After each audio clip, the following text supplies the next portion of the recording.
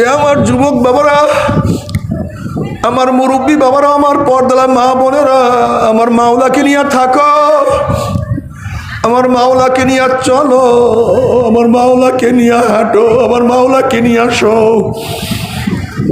আমার মাওলাকে নিয়ে ব্যবসা করো, বাণিজ্য করো। অর্থাৎ কোন কাজে আমার মাওলায় রাজি, কোন কাজে আমার মাওলায় বেজার। যেই কাজে আমার মাওলায় রাজি ওই কাজ আমি করব, যেই কাজে মাওলায় বেজার ওই কাজ আমি করব না। আমার মাওলায় যেই কাজে খুশি আমি সেই কাজে খুশি, আমার মাওলায় যেই কাজে বেজার আমিও সেই কাজে বেজার। যাকে মহাব্বত করলে আমার মাওলায় আমাকে মহাব্বত করবে, আমি তাকে মহাব্বত করব।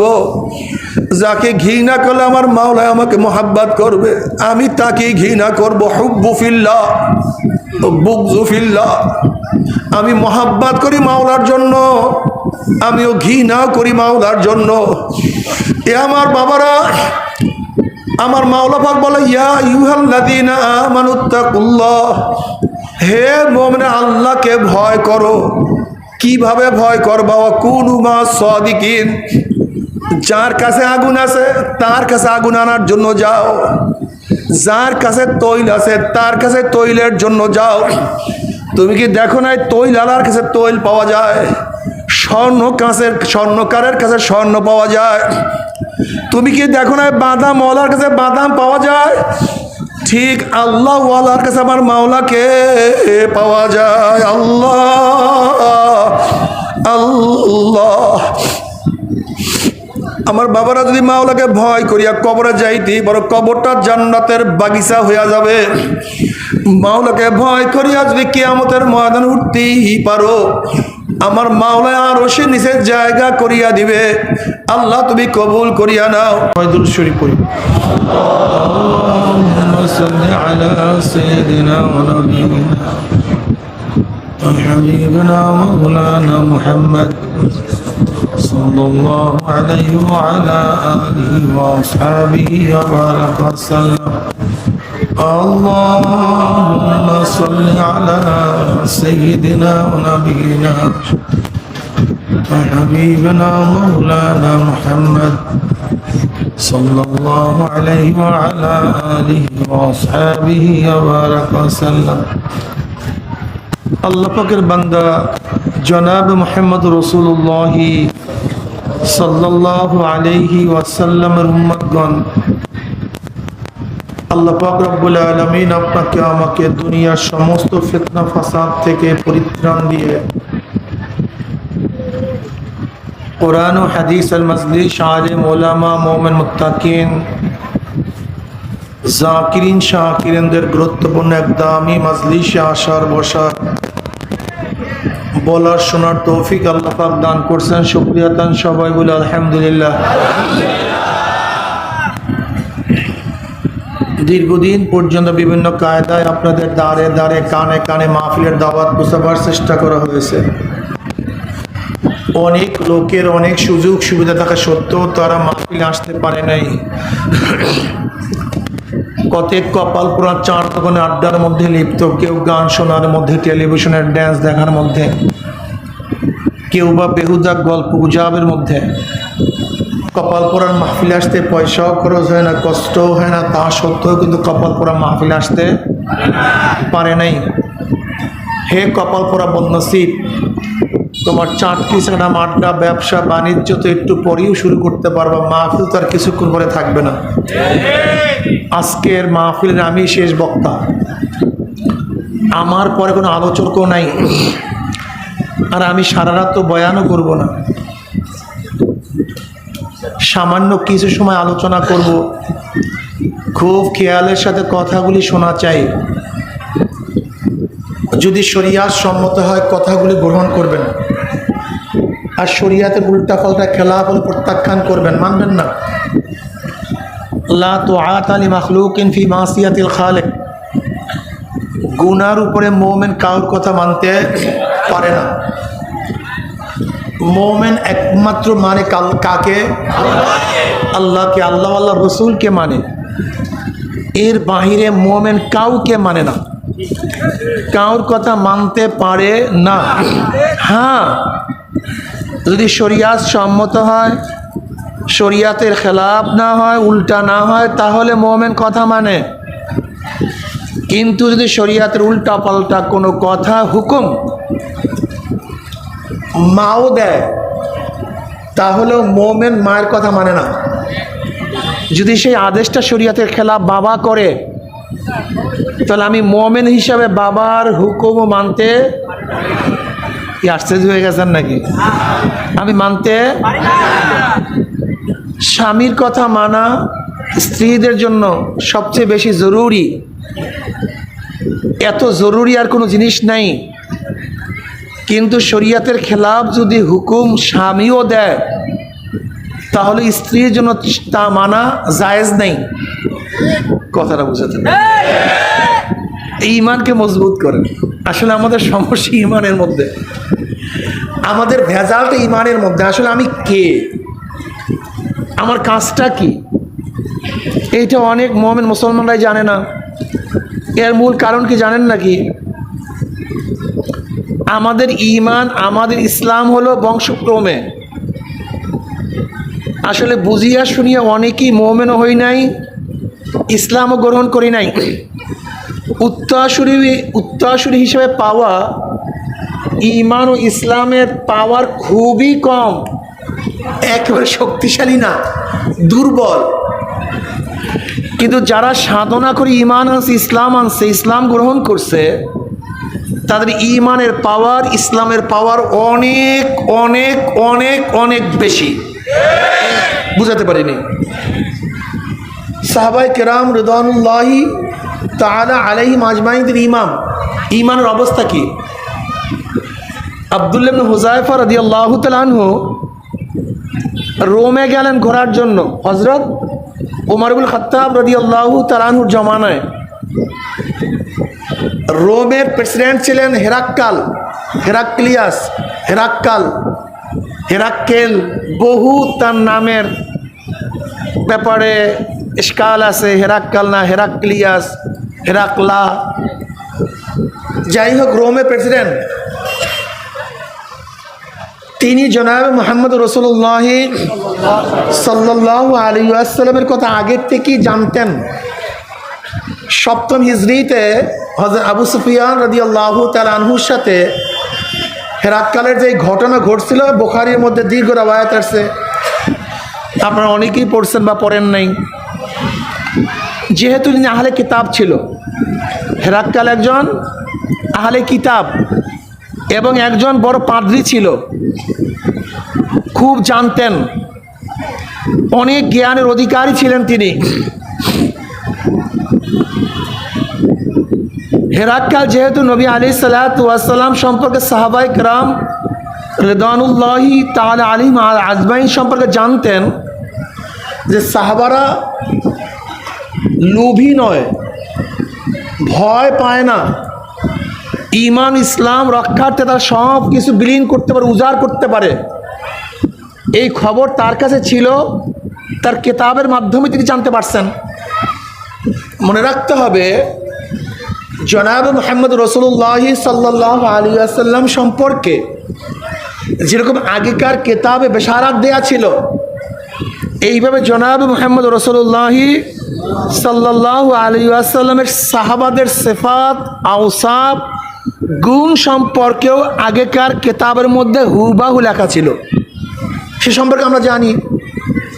ওমর ইবনে খাত্তাব রাদিয়াল্লাহু তাআলা আনহু যুবক বয়সে, ওমর রাদিয়াল্লাহু তাআলা আনহু ইসলাম গ্রহণ করছেন, তখন তার বয়স কত ভাই? 27।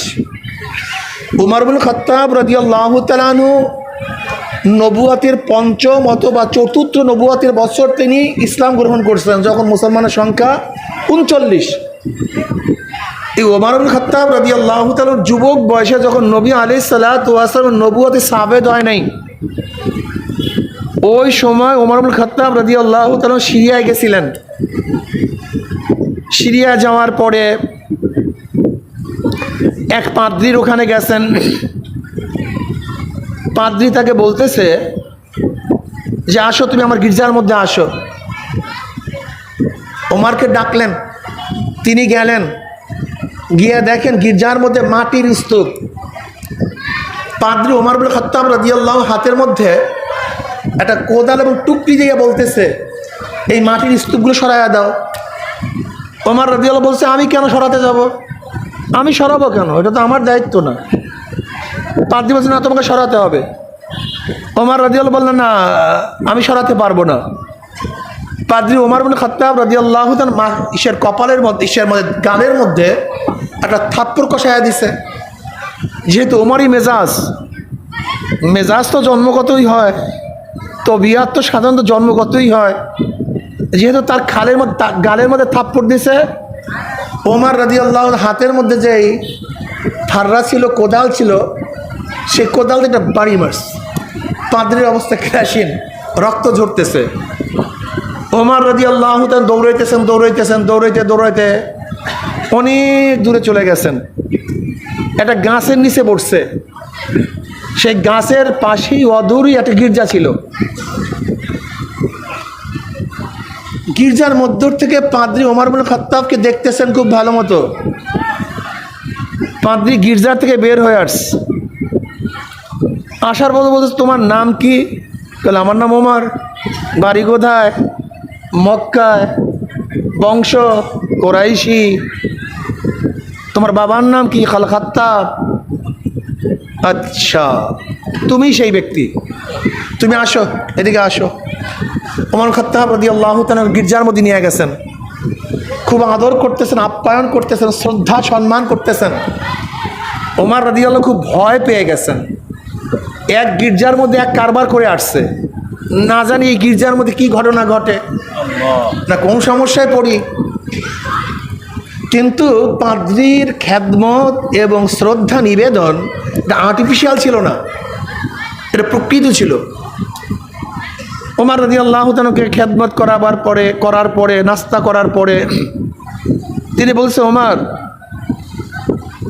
আখির নবী আসবেন, মক্কাতে আসবে, তার দুইজন সহচর হবে, একজন মুরব্বী আর একজন যুবক।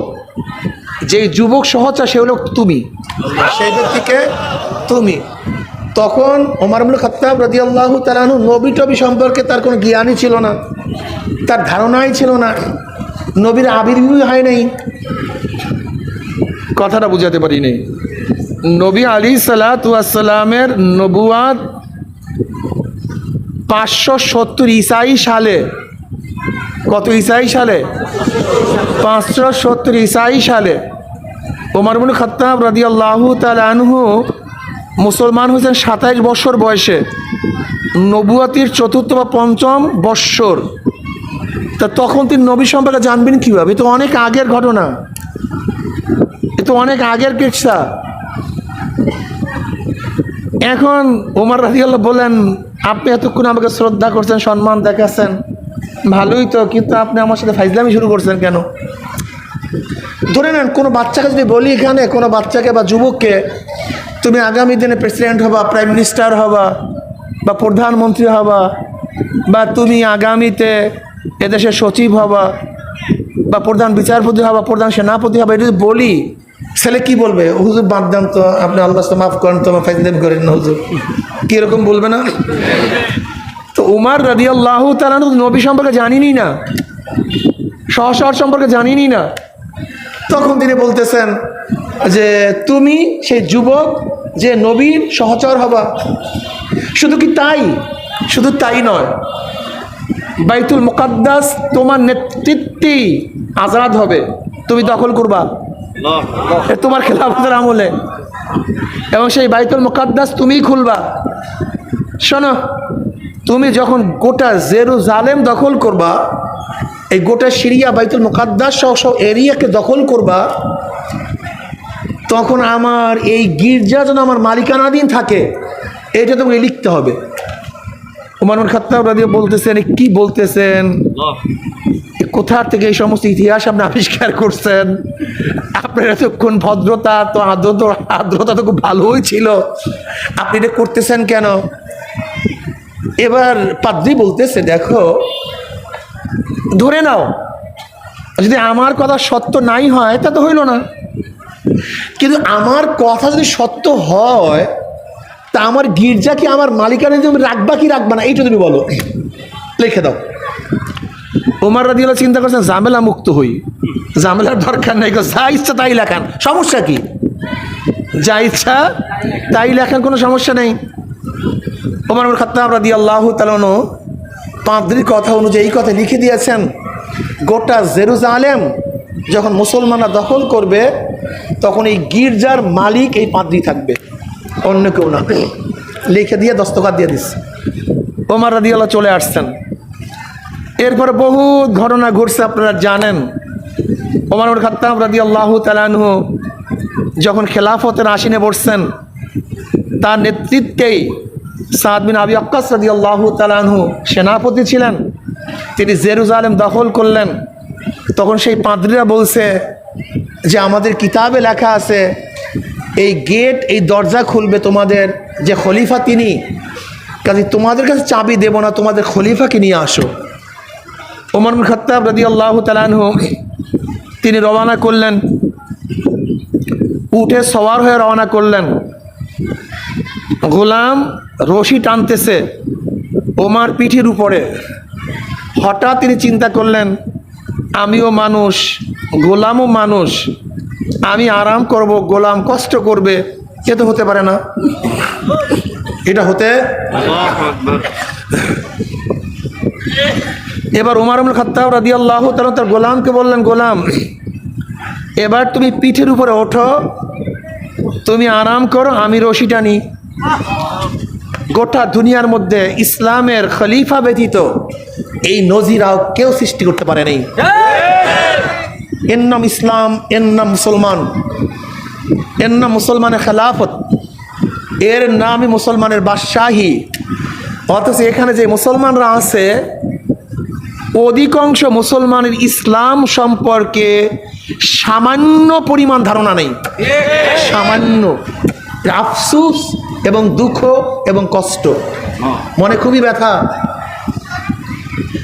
ইসলামী ফোবিয়া আমাদের মধ্যে এমন ঢুকছে, ইসলাম সম্পর্কে পড়াশোনা করা, আলোচনা করা, জানাকে কোনো জ্ঞানী মনে করি না।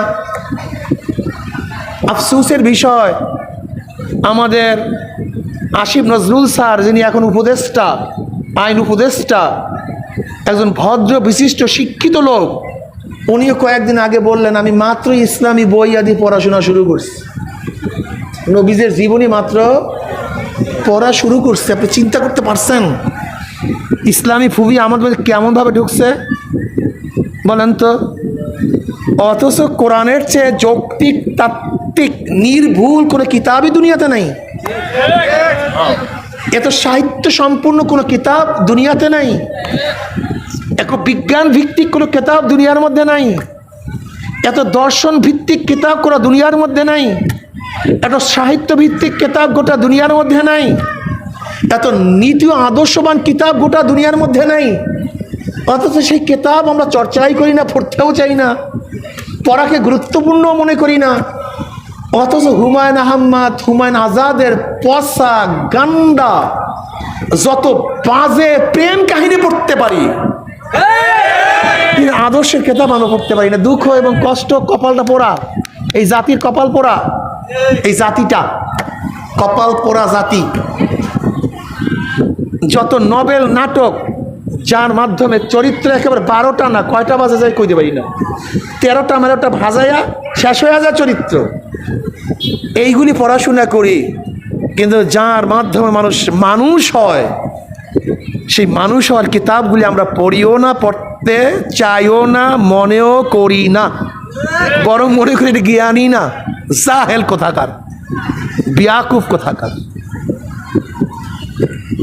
এবার ওমর ইবনে খাত্তাব রাদিয়াল্লাহু তাআলা রশি টানেন, গোলাম উপরে আসেন, পালাক্রমে একজনের টানেন, একজনে উঠেন, আর একজনে উঠেন, আর একজনে টানেন। আল্লাহর কি গ্রীষ্মা, যখন সিরিয়ার মধ্যে ঢুকবে তখন পালা হলো ওমর ইবনে খাত্তাবের, যিনি খলিফাতুল মুমিনিন, রশি টানার পালা, আর গোলামের উপরে ওঠার পালা। এবার গোলাম বলতেছে, আমিরুল মুমিনিন, সবাই রিসিপশন জানাবার জন্য আসবে, আপনি রশি টানবেন, এটা তো হয় না, এটা বেমানান। এবার আপনি উপরে উঠুন, আমি রশি টানি। বলে না, পালা তো আমার পালা তোমাকে দেব কেন? আমাকেই আমার পালা বহন করতে হবে, কাজ করতে হবে, আমি তোমাকে দেব না, আমি রশি টানবো।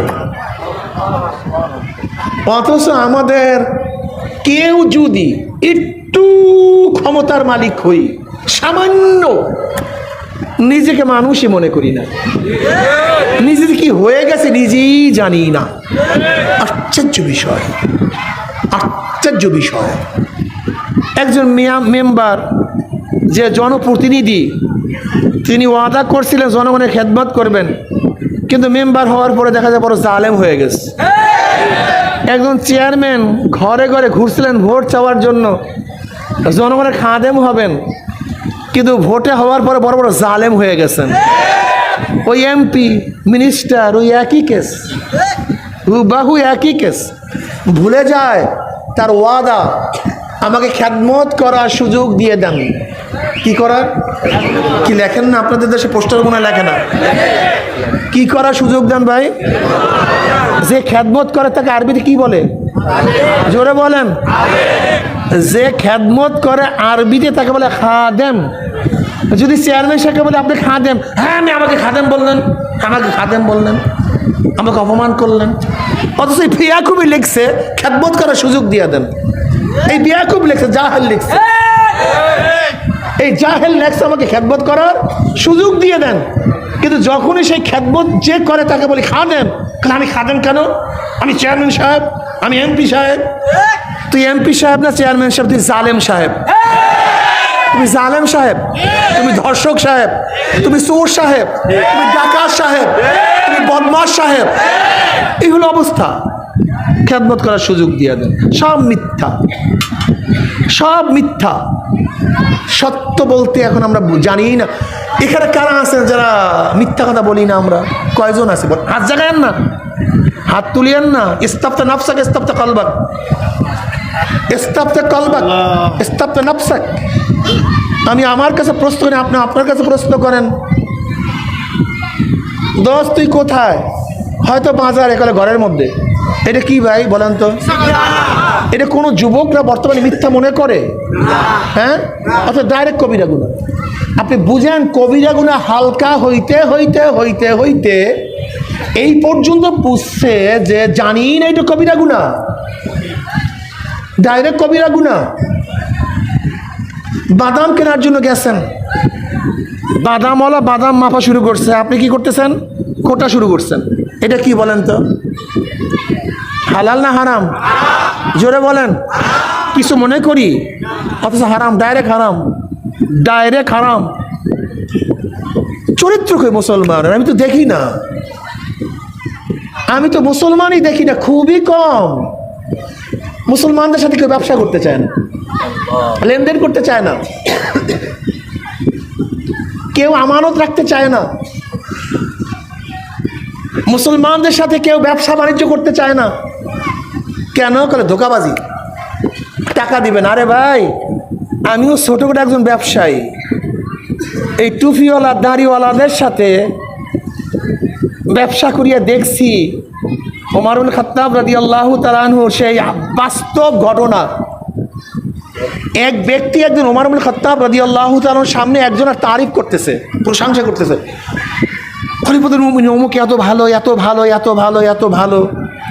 তিনি ধমক দিছেন, তুমি তার সাথে লেনদেন করছো? লেনদেন তো করি নাই। লেনদেন করার আগে তুমি কিভাবে বলো তিনি ভালো? তুমি বলো কিভাবে সে ভালো? আগে লেনদেন করো, তারপরে সার্টিফাই করো। লেনদেনের আগে কাউকে সার্টিফিকেট দিও না অমুকে ভালো। এখানে সবাই মুসলমান মোমেন না? আচ্ছা বলেন তো, ধরে নেন এই মাঠটা সমান বিশাল এক গোডাউন, এই মাঠ ভর্তি, ধরেন 100 ফুট উঁচা এক গোডাউন, এই মাঠের এরিয়ার চেয়েও বড়। এই গোটা গোডাউনের মধ্যে ডায়মন্ড, ডায়মন্ড ছিলেন তো? হ্যাঁ, হীরক খণ্ড, যে একটা খণ্ডের দাম 200 কোটি টাকায়, মার্বেলের মতো, এত দামি দামি পাথর। এই গোটা গোডাউনের মধ্যে সব ডায়মন্ডে ভরা, সব স্বর্ণের বার, 1 বড়ি 2 বড়ি 3 বড়ির বার, এই গোটা গোডাউনের মধ্যে। বলেন তো কি পরিমাণের স্বর্ণ ধরবে? কথা বলেন না কেন? কি পরিমাণের ডায়মন্ড ধরবে? এই গোটা গোডাউনের চাবি আপনার কাছে, ধরে নেন মনে মনে, এই গোটা গোডাউনের চাবি আপনার কাছে। এখান থেকে যদি হাজারো ডায়মন্ড নেন বা স্বর্ণ নেন, কেউ দেখবে না। চুরির অপবাদে আপনি অপবাদী হবেন না, দুনিয়া অপমান হবেন না, অপদস্থ হবেন না, কেসে পড়বেন না। শুধু একমাত্র আল্লাহ দেখবে। কে দেখবে? বলেন তো সুযোগ পেয়েও এখান থেকে একটা স্বর্ণ মুদ্রা সরাবেন না, এরকম কয়জন আছেন? হ্যাঁ না বলিয়েন না, কিন্তু আগেই বলছি, হ্যাঁ না বলিয়েন না। ইস্তাবদা নাফসাক, এখানে প্রশ্ন করেন, এখানে প্রশ্ন করেন যে আমি কোন দরজায় আছি। আরে না, কিয়ামতের মধ্যে আল্লাহ পাক হিসাব নিকাশ নেবেন, এটা পরের কথা। আগে নিজেকে হিসাব নাও। ওমর ইবনে খাত্তাব রাদিয়াল্লাহু আনহু হাসিবু ক্বাবলা আন তুহাসাবু, তোমার কাছে হিসাব নেওয়ার আগে তুমি তোমাকে হিসাব নাও। দেখেন তো কয়জন আছি, যেই কয়জন আছি ওই কয়জন মোমেন, আর যেই কয়জন নাই ওই কয়জন ভেসাল। বুঝতে পারিনি, রাগটা করছেন নাকি? দেখেন দেখেন অবস্থাটা কি। অনেকেই আমার কাছে প্রচুর, হুজুর এত মুসলমানের দেশ, এত মুসলমানের দেশ, এত মোমেনের দেশ, এখন বলতেও পারি না, সহ্য করতে পারি না। আমি বলতে চাই এগুলো এত মুনাফেকের দেশ, এত মুনাফেকের দেশ, এত মুনাফেকের দেশ। বুঝাতে পারি না, এখন বলতেও তো পারি না, কি করবো বলেন? এত বলা হচ্ছে এত মুনাফেকের দেশ, এত ফাসেকদের দেশ। মোমেন কই? ওয়াদা খেলাফ মোমেন বলেন, মোমেন করে না, ফাসেকরা হিসাব মুনাফেকরা করে। ওয়াদা খেলাফ করেন না, কয়জন আছেন? তারপরে মোমেন কোথায়? আমানত দিলে খেয়ানত মোমেনরা করে না, মুনাফেকরা করে। তা আপনি কি মিথ্যা কথা মুনাফেকরা বলে না, বেঈমান ইশার মোমেনরা বলে? তা আপনি কি? আহারে, সব জান্নাতি, সব জান্নাতি। কোথায় চরিত্র, কোথায় আদর্শ? কোথায় চরিত্র, কোথায় আদর্শ? বিশ্বাস করবেন কিনা জানি না, বেঈমানদের মধ্যে যে আদর্শ এবং চরিত্র আছে, নীতি আছে, আমাদের নামধারী মুসলমানদের মধ্যে তার সিকি পরিমাণ আদর্শও নেই। যান আপনি জাপানে, একটা ধোঁকাবাজি পাবেন না। যান আপনি জাপানে, একটা মিথ্যা পাবেন না। যান আপনি জাপানে, 2 নম্বর মালকে 1 নম্বর বলবে না। যান আপনি জাপানে, লেনদেনে আপনার সাথে বেঈমানি করবে না। অথচ আমরা মোমেন দাবি করি, মুসলমান দাবি করি। চরিত্রের অবস্থাটা আমি তো বুঝি না কিছু। আপনারা আল্লাহকে ভয় করেন না, আল্লাহকে মানেন না, পাগল হয়ে গেছেন কোনো দুনিয়ার জন্য? হ্যাঁ, সারাদিন দুনিয়া দুনিয়া, এত পাগল হয়ে গেছেন কেন? পাগল হয়ে গেছে না, চরিত্র আছে না, আখলাক আছে। যুগে যুগ পর্যন্ত এই আমাদের নেতারা আমাদেরকে বেঈমান বানায় ফেলাইছে। এই নেতারা বেঈমান বানায় ফেলাইছে, মুনাফিক বানায় ফেলাইছে। আজকে নেতাদের কাছে যাওয়ার পরে ইয়াবাখোর হই, গাঁজাখোর হই, মদখোর হই, ডাকাত হই, খুনি হই, ধর্ষক হই। বুয়েটের ছাত্র আবরার, তাকে হত্যা করছে কারা? বুয়েটের ছাত্ররা। বুয়েটের ছাত্র আবরার। আপনারা জানেন বুয়েটে ভর্তি হওয়ার জন্য সবচেয়ে মেধা লাগে। মেডিকেল কলেজের চেয়ে বেশি মেধা সম্পন্ন হতে হয় বুয়েটের ছাত্রদের। এই সব মেধা সম্পন্ন ছাত্র যেখানে ভর্তি হয়েছিল, এরা কাদের সোহবাতে যাওয়ার পরে, কাদের দল করার পরে খুনি হয়ে গেছে। একদিন চিন্তা করছেন? জাহাঙ্গীর ইউনিভার্সিটির যে ছাত্র 100 ধর্ষণ করার পরে সেঞ্চুরি পালন করছে, ও কি এরকম শয়তান হয়ে সেখানে গেছিল? কাদের দল করার পরে শয়তান হয়ে গেছে? একদিনও চিন্তা করি নেই। এই বর্তমান দলগুলি আমাদেরকে ওদের গোলাম বানাবার জন্য, ওদের খারাপ কাজগুলি আঞ্জাম দেওয়ার জন্য আমাদের চরিত্রকে প্রথম খারাপ করে, তারপরে আমাদেরকে কাজে লাগায়। কারণ আমাদের চরিত্র খারাপ বানাবার আগ পর্যন্ত ওদের কাজ হবে না। তাই যে এইমাত্র কথাগুলি বলছি, এতে কেউ আওয়ামী লীগ করবে, বিএনপি করবে, জাতীয় পার্টি করবে, হ্যাঁ আমি মিথ্যা বলা যাবে না, হারাম খাওয়া যাবে না, ধোকাবাজি করা যাবে না। তা আমার কাজই তো ধোকাবাজি করা, হারাম খাওয়া, মিথ্যা বলা, এইটাই তোমার কাজ, এইটা নাম হচ্ছে রাজনীতি। আর আপনি হুজুর লয়ে আছেন মিথ্যা বলা যাবে না, ধোকাবাজি করা যাবে না, এই সমস্ত বাদ দেন তো। ধ্বংস করে ফেলছে আমাদের যুবকদেরকে, আমার মুসলমান সন্তানদেরকে ধ্বংস। পরিবেশ সবচেয়ে দামি, পড়াশোনা আদর্শ শিক্ষা গ্রহণ করা যায় না। পড়াশোনা শিক্ষিত হওয়ার মাধ্যমে কেউ আদর্শবান হতে পারে না। আদর্শবান হয় সমাজ এবং পরিবারের মাধ্যমে। পড়াশোনায় কেউ সমাজ আদর্শবান হতে পারে না। যদি পড়াশোনায় আদর্শবানই হয়, তাহলে আজকে আওয়ামী লীগ সরকার যাওয়ার পরে সুপ্রিম কোর্টের সমস্ত বিচারকরা কেন স্বেচ্ছায় পদত্যাগ করবে আমাকে বলো তো? এর চেয়ে বড় কেউ আছে? সুপ্রিম কোর্টের বিচারক যদি পড়াশোনার মাধ্যমে আদর্শবান হয়, তা আওয়ামী লীগ সরকার যাওয়ার পরে সর্বোচ্চ বিদ্যাপীঠ ইউনিভার্সিটির, ঢাকা ইউনিভার্সিটির ভিসি পদত্যাগ করবে কেন আমাকে বলো তো? যদি পড়াশোনার মাধ্যমে আদর্শবান লোক হয়, তাহলে যতগুলি আইজি আছে প্রত্যেকটা পদত্যাগ করে কেন? অ্যারেস্ট হইতেছে কেন? কারণটা কি? ইঞ্জিনিয়াররা পদচ্যুত হইতেছে কেন? এরা তো সবাই শিক্ষিত এবং হায়ার এডুকেটেড পারসন, লেকিন পড়াশোনায় শিক্ষিত মানুষকে মানুষ বানায় না। মানুষ বানায় মানুষকে নৈতিকতায়, কোরআন ও হাদিসের ইলমে এবং পারিপার্শ্বিকতায়। বাবার থেকে শিখতে হয়, মার থেকে শিখতে হয়। আমি তো চ্যালেঞ্জ দিয়ে বলতে পারি, আমাদের বাচ্চাদেরকে যদি বলেন এই 1000 কোটি টাকা, যদি 1000 কোটি টাকা অবৈধ, ইনশাল্লাহ চ্যালেঞ্জ দিয়ে বলতে পারি আমাদের সন্তানরা একটা টাকা সেখান থেকে গ্রহণ করবে না। এই রক্তের মধ্যে হারাম নাই, এক ফোঁটা হারাম নাই রক্তের মধ্যে। এইটা আমাদের পরিবারের শিক্ষা। কেন তোমরা নৈতিকতা শিক্ষা দাও না? মানুষ বানাও না, জানোয়ার বানাও। হবেটা কি তোমার বাচ্চা দিয়া? কি হবেটা কি? আজকে হাজার হাজার কোটি টাকার মালিক এই সালমান এফ রহমান, কি অবস্থা আজকে? আজকে সেই বেয়াকুব চরিত্রহীন মানিক্যার অবস্থাটা কি বলেন তো? এটা হবেটা কি? আমি আমার বাবাদেরকে বলবো, বাবা দুনিয়া কিচ্ছু না। আমার মুরব্বীদেরকে বলবো এটা কিচ্ছু না, মনকে বুঝাও। নবী আলী সাল্লাতু ওয়াস সালাম কেন আসছেন? কি লোক তৈয়ার করছেন? এই ওমরের মতো লোক তৈয়ার করছেন। ওমর ইবনে খাত্তাব রাদিয়াল্লাহু তাআলা আনহু যখন গেলেন সিরিয়ায়, ঘটনা আপনারা জানেন, সেই পাদ্রী ও যে জুয়ান বয়সে যার কাছে লিখিত দিয়ে আসছিল, সে এসে কাগজ নিয়ে হাজির। কল ওমর, এই দস্তখত চিহ্ন ওইটা কার? তুমি কি লিখছিলাম, মনে আছে? তাহলে হ্যাঁ মনে তো আস। এখন কি তোমার ফয়সালা কি? ওমর রাদিয়াল্লাহু ঘোষণা করছিলেন যদিও কোটা জেরুজালেম সিরিয়া মুসলমানদের অধীনস্থ থাকবে, কিন্তু এই পাদ্রী গির্জায় পাদ্রীর অধীনস্থ থাকবে। এর নাম ইসলাম, এর নাম মুসলমান। আব্দুল্লাহ ইবনে হুযায়ফা রাদিয়াল্লাহু তাআলা একই ঘটনা, যে হাজারো চেষ্টা করার পরেও ঈমানকে টলাতে পারেনি। এই ঘটনা এখন আর বলবো না। প্রচণ্ড ফুটন্ত তৈলের মধ্যে ভিজাইয়া দিছে আব্দুল্লাহ ইবনে হুযায়ফা রাদিয়াল্লাহু দলবলকে, ভাজা হয়ে গেছে, ঈমান ছাড়ে নাই।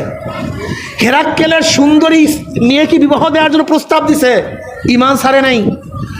অর্ধ বাদশাহী দেওয়ার ঘোষণা দিছে, ঈমান ছাড়ে নাই। জেলখানা আবদ্ধ করছে, না খাওয়াইয়া রাখছে, ঈমান টালমাটাল হয় নাই। আমিনু কামা আমানান নাস, ঈমান আনো যেইভাবে সাহাবার ঈমান আনস। আমার যুবক বাবারা, মুরব্বী বাবারা, ঈমান আনো, ইসলাম মজবুত করে ধরো, দেখবা মজা আর মজা, মজা আর মজা, মজা আর মজা, শান্তি আর শান্তি, শান্তি আর শান্তি, শান্তি আর শান্তি। এই জন্য আল্লাহ পাক কি বলেন?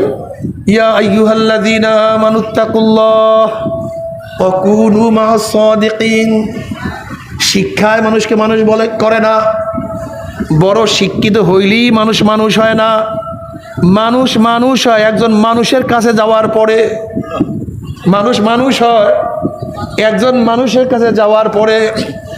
তুমি কি দেখো নাই দাহিয়াতুল কলবি রাদিয়াল্লাহু তাআলা নিজের হাতে, নিজের ঔরার যা 70 জন মেয়ে বাচ্চাকে নিজের হাতে দাফন করছে জেতা অবস্থায়। কিন্তু নবী আলাইহিস সালাতু ওয়াস সোহবাতে যাওয়ার পরে এই তাহিয়াতুল কলবি এত দামি হয়ে গেছে। অধিকাংশ সময় জিবরাইল আলাইহিস সালাতু ওয়াস সালাম তাহিয়াতুল কলবি সূরাতে দুনিয়াতে আসতেন। এই ওমর ইবনে খাত্তাব রাদিয়াল্লাহু তাআলা আনহু এত দামি লোক হয়ে গেছেন। নবী আলাইহিস সালাতু ওয়াস সালাম বলছেন, আমার পরে কেউ নবী হইল ওমর নবী হয়ে যাইতো। ওমর বোঝেও ঠিক, বলেও ঠিক। বুখারীর মধ্যে রওয়ায়াত আসছে, যার অনুকূলে কোরআনের বহুত আয়াত নাযিল হয়ে গেছে, যাকে দেখলে শয়তান পালাইয়া বেড়াইতো। এই ওমর ইবনে খাত্তাব রাদিয়াল্লাহু তাআলা কেন এরকম হইছেন? নবীর সোহবতে আসার কারণে। নবীর সোহবতে আসার কারণে হাজারো মানুষ এত দামি হয়ে গেছে। আল্লাহ পাক বলছেন, রাদিয়াল্লাহু আনহুম ওয়া রাদু আন, আমিও রাজি ওরাও রাজি, আমিও খুশি ওরাও খুশি। ওরা আমাকে ভালোবাসে, আমি ওদেরকে ভালোবাসি। ওরা আমাকে মোহাব্বত করে, আমি ওদেরকে মোহাব্বত করি। এ আমার যুবক বাবারা, আমার মুরব্বী বাবারা, আমার পর্দালা মা বোনেরা, আমার মাওলাকে নিয়ে থাকো, আমার মাওলাকে নিয়ে চলো, আমার মাওলাকে নিয়ে হাঁটো, আমার মাওলাকে নিয়ে আসো, আমার মাওলাকে নিয়ে ব্যবসা করো, বাণিজ্য করো। অর্থাৎ কোন কাজে আমার মাওলায় রাজি, কোন কাজে আমার মাওলায় বেজার। যেই কাজে আমার মাওলায় রাজি ওই কাজ আমি করব, যেই কাজে মাওলায় বেজার ওই কাজ আমি করব না। আমার মাওলায় যেই কাজে খুশি আমি সেই কাজে খুশি, আমার মাওলায় যেই কাজে বেজার আমিও সেই কাজে বেজার। যাকে মহাব্বত করলে আমার মাওলায় আমাকে মহাব্বত করবে, আমি তাকে মহাব্বত করব। যাকে ঘৃণা করলে আমার মাওলায় আমাকে মহাব্বত করবে, আমি তাকে ঘৃণা করব। হুব্বু ফিল্লাহ বুগযু ফিল্লাহ। আমি মহাব্বত করি মাওলার জন্য, আমিও ঘৃণাও করি মাওলার জন্য। এ আমার বাবারা, আমার মাওলা পাক বলে, ইয়া আইয়ুহাল্লাযীনা আমানুত্তাকুল্লাহ, হে মুমিন আল্লাহকে ভয় করো। কিভাবে ভয় করবা? ওয়া কুনু মা'আস সাদিকিন, যার কাছে আগুন আছে তার কাছে আগুন আনার জন্য যাও, যার কাছে তৈল আছে তার কাছে তৈলের জন্য যাও। তুমি কি দেখো নাই তৈল আলার কাছে তৈল পাওয়া যায়, স্বর্ণকারের কাছে স্বর্ণ পাওয়া যায়। তুমি কি দেখো না বাদাম ওয়ালার কাছে বাদাম পাওয়া যায়? ঠিক আল্লাহ ওয়ালার কাছে আমার মাওলাকে পাওয়া যায়। আল্লাহ আল্লাহ। আমার বাবারা যদি মাওলাকে ভয় করিয়া কবরে যাইতি, বড় কবরটা জান্নাতের বাগিচা হইয়া যাবে। মাওলাকে ভয় করিয়া যদি কিয়ামতের ময়দানে উঠতেই পারো, আমার মাওলায় আরশের নিচে জায়গা করিয়া দিবে। আল্লাহ তুমি কবুল করিয়া নাও। জনাব মুহাম্মদ রাসূলুল্লাহ সাল্লাল্লাহু আলাইহি ওয়াসাল্লাম ফরমান, হে আমার উম্মতেরা, কিয়ামতের ময়দানে 3 জায়গায় আমাকে খোঁজ করিও। হাউজের কিনারে আমাকে খোঁজ করিও, মিজানের কাছে আমাকে খোঁজ করিও, পুলসরাতের গোড়ায় আমাকে খোঁজ করিও। জনাব মুহাম্মদ রাসূলুল্লাহ সাল্লাল্লাহু আলাইহি ওয়াসাল্লাম হাউজের কিনারায় থাকবেন।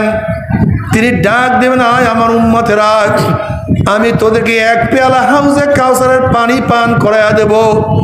50,000 বছরের মধ্যে আর কোনোদিন পানি পাশা লাগবে না। আল্লাহ তুমি কবুল করিয়া নাও। আমার নবী নিজের হাতে হাউজে কাউসারের পানি পান করাইয়া দিবে। ওই হাউজের পানি এত সাদা, দুধের চেয়েও সাদা হবে। এত ঘেরান, মেশকের চেয়েও কোটি কোটি গুণ বেশি ঘ্রাণ হবে। এত স্বাদ, মধুর চেয়ে কোটি কোটি গুণ বেশি স্বাদ হবে। এত তাসির, 50,000 বছরের মধ্যে আর কোনোদিন পানির পাশা লাগবে না। আল্লাহ তোমার নবীর হাত মোবারে 1 পেয়ালা হাউজে কাউসারের পানির ব্যবস্থা করিয়া দিও। জনাব মুহাম্মদ রাসূলুল্লাহ সাল্লাল্লাহু আলাইহি ওয়াসাল্লাম যখন ডাক দিবেন, সমস্ত উম্মতরা ঢোকার চেষ্টা করবে। গেটের মধ্যে ফেরেশতারা একদল উম্মতকে আটকায়া ফেলাইবে।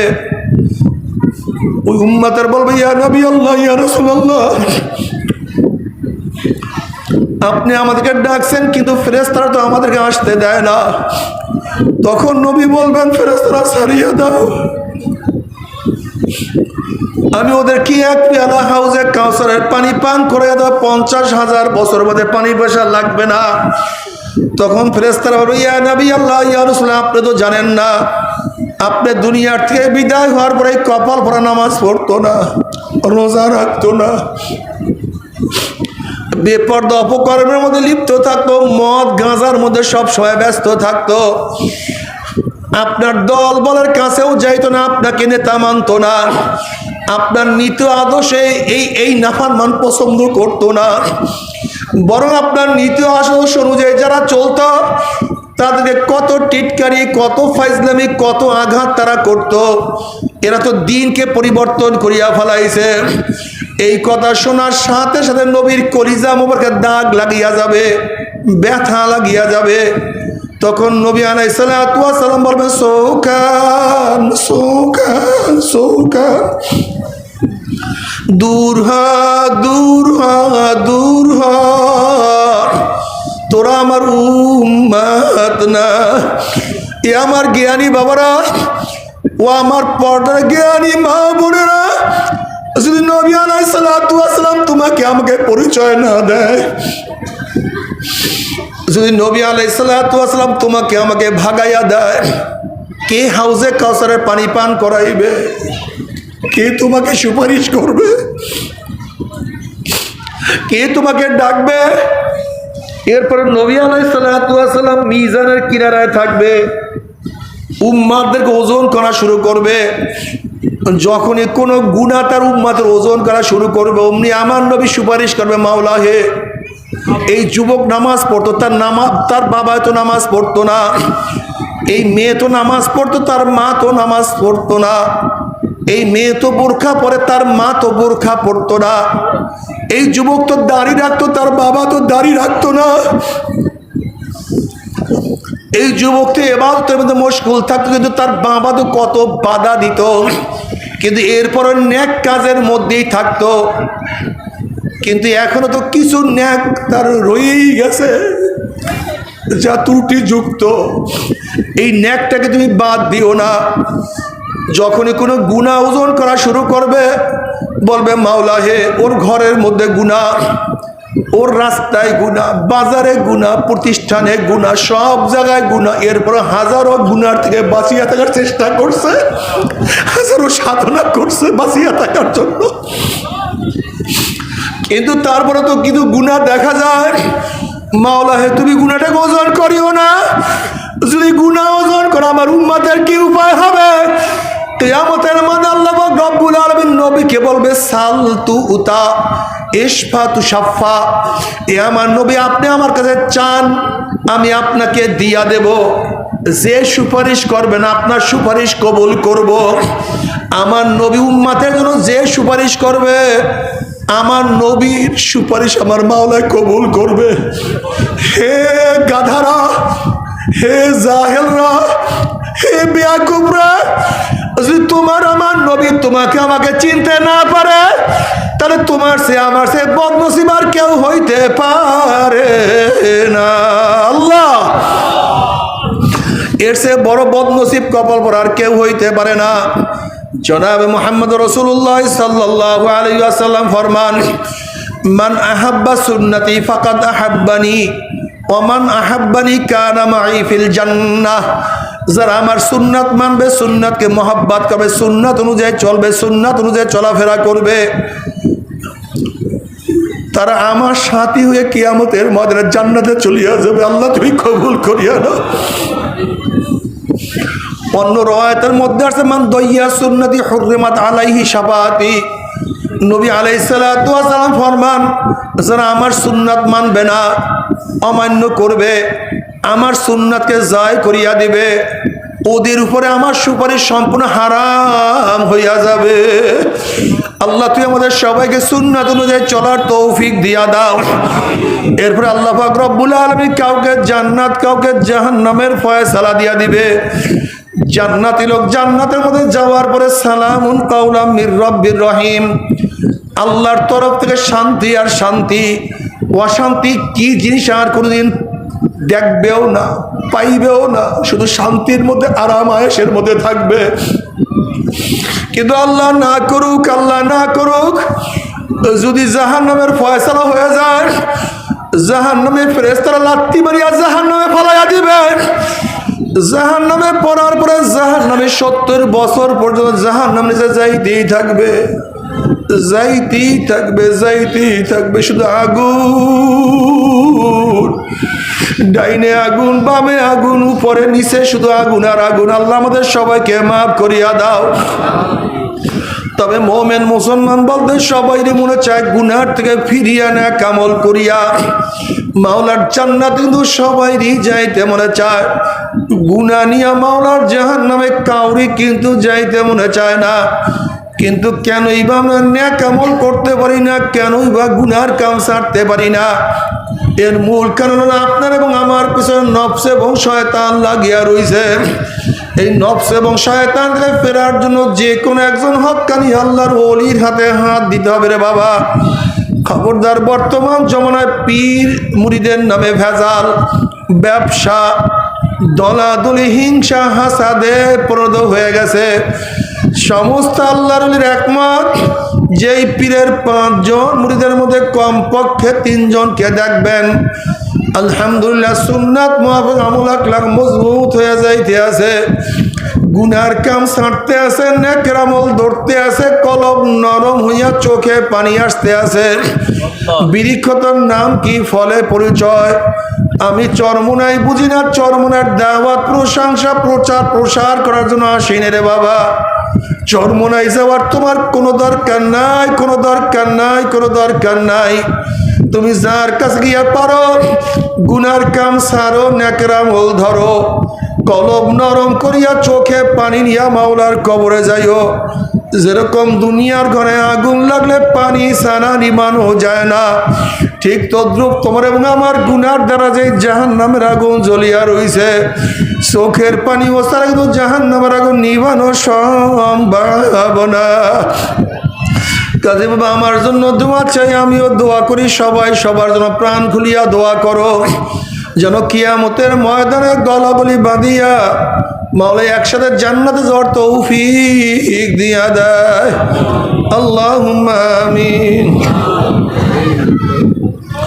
ও আমার পর্দালা মা বোনেরা, 2 হাত তুলিয়া মাওলার দরবারে কান্দো আর মাওলার কাছে মাপ চাও। কান্না না আসলে মনের ভিতরে মন, একদিন এই ঘরের দরজা দিয়ে নতুন বউ হইয়া উঠছিল রে মন। কত মেয়েগুলোকে শরবত খাওয়াইছে, কত মেয়েগুলোকে বাতাস করছে। আবার একদিন এই ঘরের দুয়ার দিয়ে মরালা শুয়া বাইর হব, ছেলে কানবে মা করে, মেয়ে কানবে মা করে, ওরে মান জবাব তোমার দিব আল্লাহ। আল্লাহ কত আলেম ওলামাদের নিয়ে হাত তুললাম রে মাওলা। আল্লাহ কত সাদা দাড়িওয়ালা ভাইদেরকে নিয়ে হাত তুললাম রে মাওলা। আল্লাহ তোমার হাবিব বলছে সাদা দাড়িওয়ালা যখন কান্দন নয় তখন লজ্জা হইয়া যাও। আল্লাহ কত বেগুনা না বলে তালবে আলেম ভাইদেরকে নিয়ে হাত তুললাম রে মাওলা। আল্লাহ আমি তো গুনাহগার, আমার দিকে না তাকাইয়া তোমার যেই বান্দার হাত পছন্দ হয় তার উপরে আমাদের সবার গুনাহ খাতা মাফ করে দাও আল্লাহ।